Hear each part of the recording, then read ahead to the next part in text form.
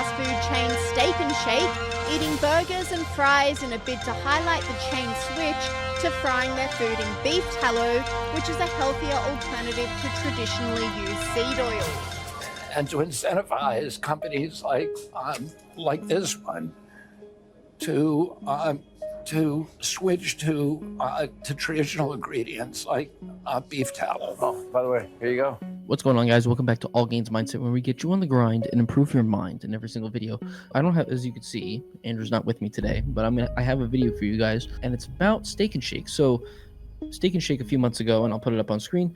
They put up a tweet announcing that they will start using beef tallow, and we've talked about this on the channel, where they started talking about where they're going to start using beef tallow for their fries, and they're going to pretty much fry everything in beef tallow.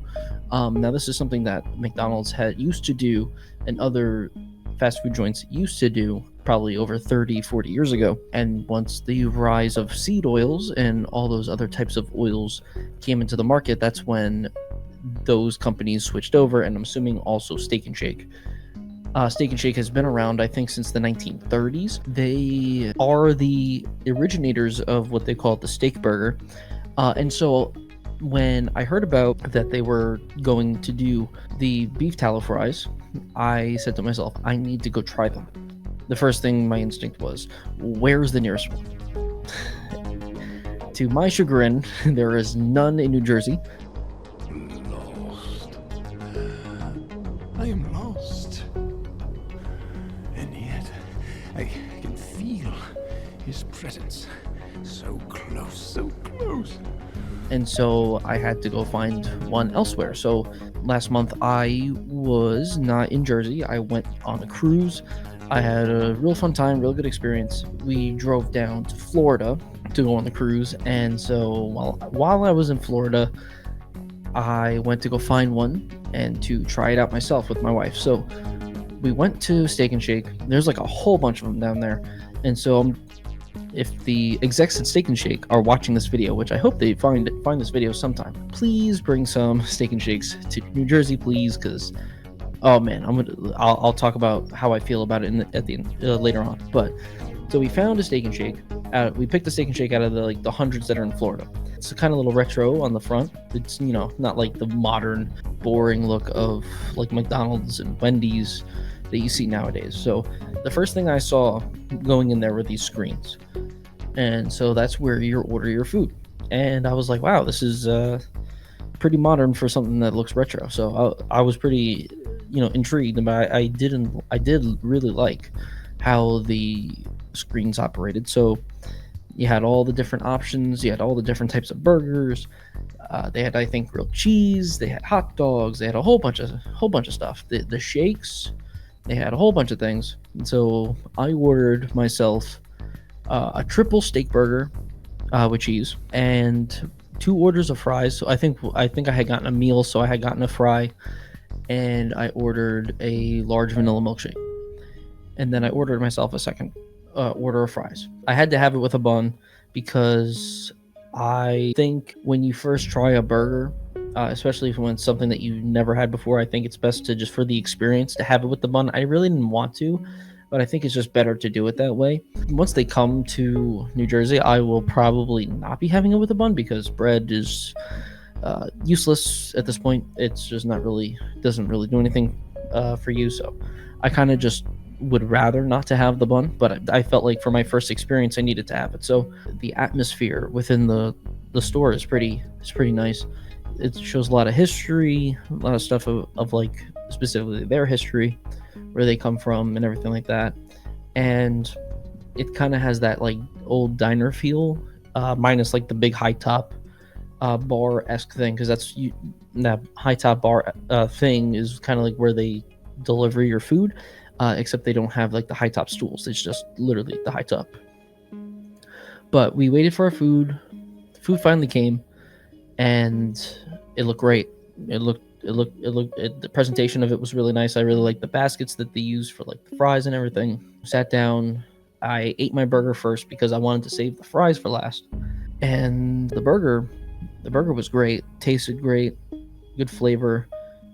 and I finished that very quickly. A triple cheeseburger I finished very quickly. I was enjoying it very much. I'm assuming that they don't use any type of other oils or anything like that for the burgers. I'm assuming they just use butter and the beef fat, I guess. But we get to this milkshake.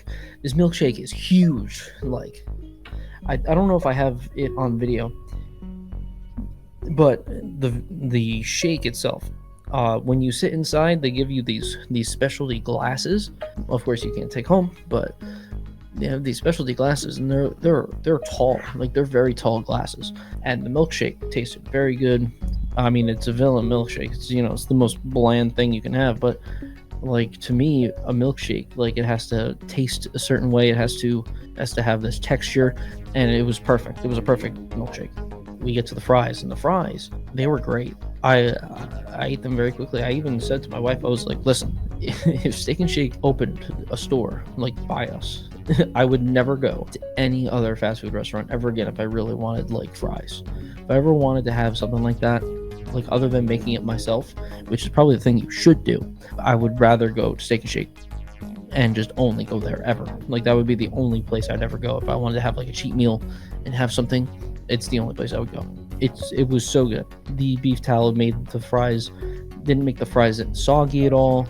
I even normally, what I do if I eat things like McDonald's or Wendy's or something like that, when I get fries, is I'll eat the fries first, because leaving the fries later, the fries will get cold quicker. They get soggy. They're not the same unless if you eat them right off the bat, because the fries, to me, they're like on a timer.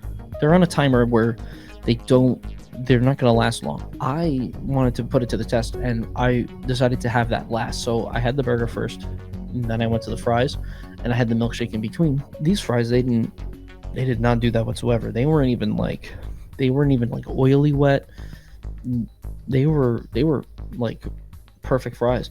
They didn't have a lot of salt, which, I mean, is fine. It's actually probably good, especially for, it being a fast food restaurant. Probably not good to have, especially the type of salt they might be using. Usually a lot of that iodized salt is definitely not good for you, and that's probably what they use because it's cheaper.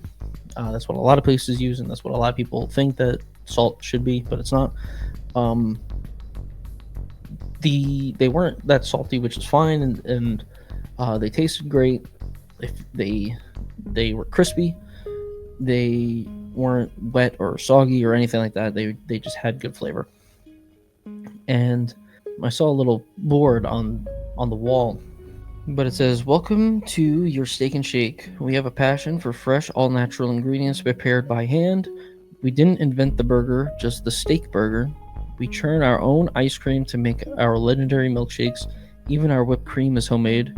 We support local farmers and ranchers." So seeing that on the wall definitely just in my head just clicked, where I was like, this is a company, and this is a brand that, like, I could totally get behind and can totally support, because they're using a lot of all natural ingredients. They're making things themselves in-house, like the ice cream, the whipped cream, all that's being made in-house. They're supporting local farms.